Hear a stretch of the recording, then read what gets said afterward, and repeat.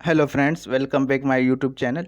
Friends, last video में हमने hydraulic के टॉप 5 क्वेश्चन देखे थे, वो बहुत इंपॉर्टेंट थे। और इस वीडियो में हम पार्ट 2 में 10 सवालात देखेंगे हाइड्रोलिक के, जो कि अक्सर पूछे जाते हैं। और ये सवालात ट्रबल शूटिंग के लिए हवाले से भी आपके लाजमी काम आएंगे। और जो मेंटेनेंस टेक्नीशियन है, हाइड्रोलिक टेक्नीशियन है, उनके लिए भी ये वीडियो बहुत ही इंपॉर्टेंट रहेगी। तो चलिए वीडियो को शुरू करते हैं।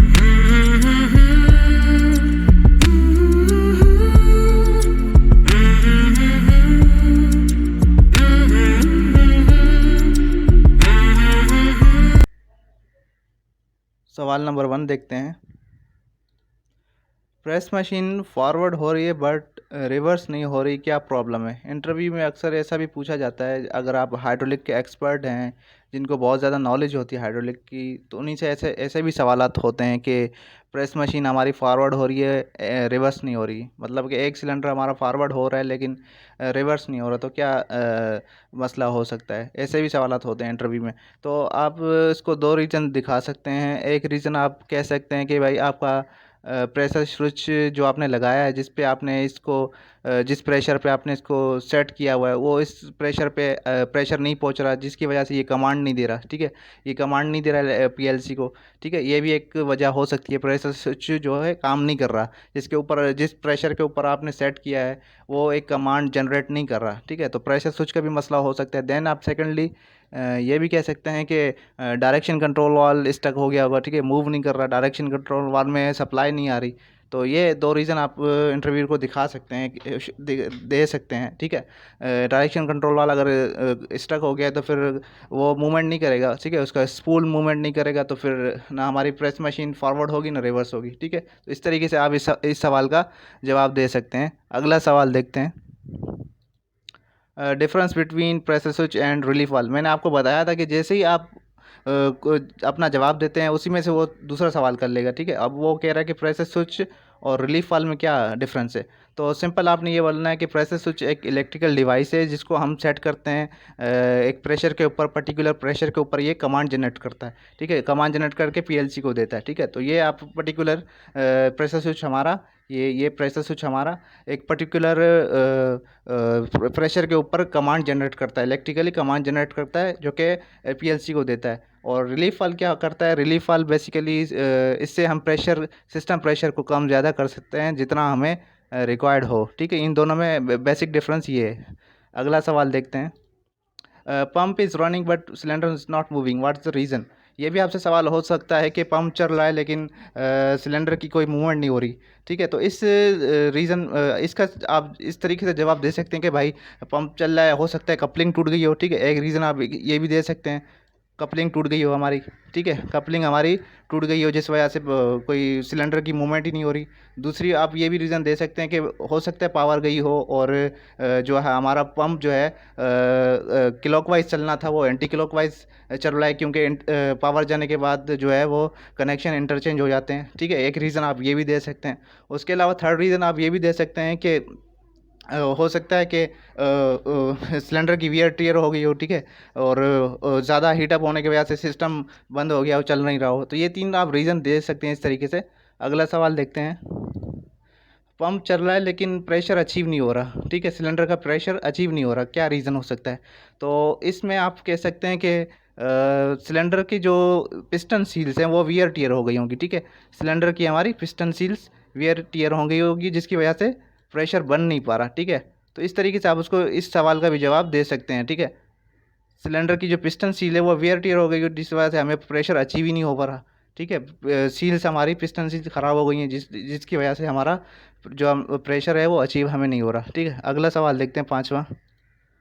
ऑयल हीटअप होने के क्या रीजंस हो सकते हैं? ये मैं आपको बेसिकली पहले बता दूं कि इसके तो अगर हमारा पंप चल रहा है लेकिन उससे हम कोई वर्क नहीं ले रहे, तो एक तो आइडल कंडीशन में है।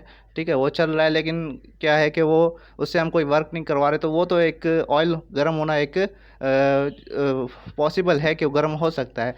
लेकिन इसके अलावा तीन रीजंस मैं आपको शो करूँगा यहाँ पे। ठीक है, पंप अगर लोड पे है तो ऑयल गर्म होना एक नॉर्मल सी बात है, इसमें कोई इशू नहीं है। ठीक है, आप ये भी कह सकते हैं। और दूसरा, ऑयल लेवल बहुत ज़्यादा लो हो जाता है जिसकी वजह से भी सिस्टम का जो ऑयल है हीटअप होना शुरू हो जाता है। नंबर थर्ड पे जो आप रीज़न दे सकते हैं वो ये कि हीट एक्सचेंजर की जो इनलेट लाइन है जो चिलर से आ रहा है, ठीक है, वो चौक हो गई है, जिसकी वजह से हीट एक्सचेंजर में जो है वो पानी नहीं पहुंच रहा, ठीक है, जिसकी वजह से जो है वो सिस्टम बहुत हीटअप हो रहा है, ठीक है। हमारा से जो है सेटिंग जो टेम्परेचर वो 40-45 उससे कई ज़्यादा राइज कर रहा है टेम्परेचर, तो सिस्टम गर्म ज़्यादा राइज हीटअप होने की वजह से जो है सिस्टम बंद भी हो जाता है बाज़ औक़ात, ठीक है। तो आप ये 3 रीज़न दे सकते हैं।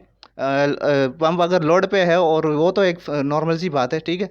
इसकी दूसरी रीज़न ये है कि हीट एक्सचेंजर की इनलेट लाइन अगर चौक हो गई है तो भी ऑयल हीटअप होने के चांसेस हो सकते हैं। और अगर सिस्टम का जो पावर पैक है उसमें अगर ऑयल लेवल बहुत ही कम है तो भी ऑयल हीटअप होने के बहुत ज़्यादा चांसेस हैं। अगला सवाल देखते हैं। पंप में सीसी क्या होता है?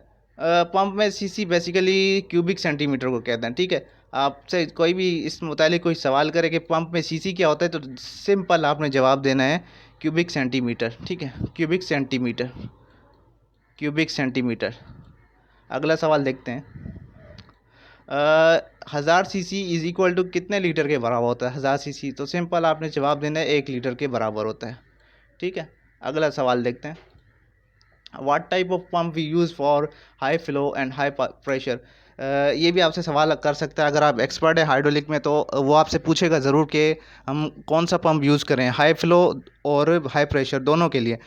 हमें हाई फ्लो भी चाहिए, हाई प्रेशर भी चाहिए, तो इस पे आप सिर्फ एक ही मैं आपको रिकमेंड करूँगा कि इसका यही जवाब दें, बेंट एक्सिल पिस्टन पंप, ठीक है। बेंट एक्सिस पिस्टन पंप ये हाई फ्लो भी देता है और हाई प्रेशर भी देता है, ठीक है। आपसे अगर इस बारे में कभी सवाल किया जाए कि हमें कौन सा पंप यूज़ करना चाहिए हाई फ्लो और हाई प्रेशर के लिए, तो आप ये बेंट एक्सिस पिस्टन पंप का नाम दे सकते हैं, ठीक है। इससे क्या होता है, हाई फ्लो भी होता है और हाई प्रेशर भी मिलता है हमें, ठीक है। अगला सवाल देखते हैं। फंक्शन ऑफ रिलीफ वाल, एक सिंपल सवाल है, मैं इसके ऊपर कई बार आपको बता भी चुका हूँ। एक बार फिर बताता हूँ आपको कि रिलीफ वाल का फंक्शन क्या होता है। सिस्टम प्रेशर को एडजस्ट करते हैं, ठीक है। इससे हम रिलीफ वाल से प्रेशर को कम ज़्यादा करते हैं, ठीक है, जितना हमें रिक्वायर्ड होता है, ठीक है। रिलीफ वाल सिस्टम प्रेशर को कंट्रोल करता है जितना हमें रिक्वायर्ड होता है, ठीक है। अगला सवाल देखते हैं। बाद में अगर लास्ट में आपको वो कहेगा कि भाई मुझे एक सिंपल सर्किट बना के दिखाओ हाइड्रोलिक का, फाइनली ये भी कई जगह पे पूछा जाता है, ठीक है। तमाम सवालात के कवर अप होने के बाद वो आपसे जो अच्छा इंटरव्यू होगा वो आपको लाजमी ये बात कहेगा कि मुझे एक सिंपल हाइड्रोलिक का सर्किट बना के दिखाओ। तो इसमें आपने कोई घबराना नहीं है, ठीक है। मैंने आपको पिछली वीडियो में तमाम चीज़ें बताई हुई हैं, तो आप क्या करें, सिंपल एक टैंक का सिंबल बनाएं, ठीक है। ऊपर आप एक फ़िल्टर का निशान दे दें, ठीक है, ये आप फ़िल्टर बना दें, ठीक है। ये आप डॉटेड लाइन डाल दें जाली के लिए, ठीक है। देन आप एक पंप लगा दें, ठीक है, एक पंप लगा दें और ये पंप का एरो का निशान दे दें, ठीक है। इस एरो को फिलअप आपने लाजमी करना है, अगर फिलअप नहीं करेंगे तो ये न्यूमेटिक पंप हो जाएगा, एयर पंप हो जाएगा। अगर ये फिलअप होगा तो ये ऑयल पंप होगा, ठीक है। देन आप एक प्रेशर गेज लगा दें इस तरफ, ठीक है, और इस तरफ आप रिलीफ वाल लगा दें, ठीक है, इस तरफ आप रिलीफ वाल लगा दें और ये आप टी लाइन दे दें, ये आपकी सिस्टम लाइन जो पी लाइन है, ठीक है, और ये हमारी जो पायलट लाइन से क्लोज होगा, ठीक है। और नीचे आप एडजस्टिंग नॉब दे दें जिससे आप प्रेशर कम ज़्यादा करेंगे, ठीक है। और आगे आप एक वॉल लगा दें 3 पोजीशन का, ठीक है, 4/3 डायरेक्शन कंट्रोल वॉल लगा दें, ठीक है।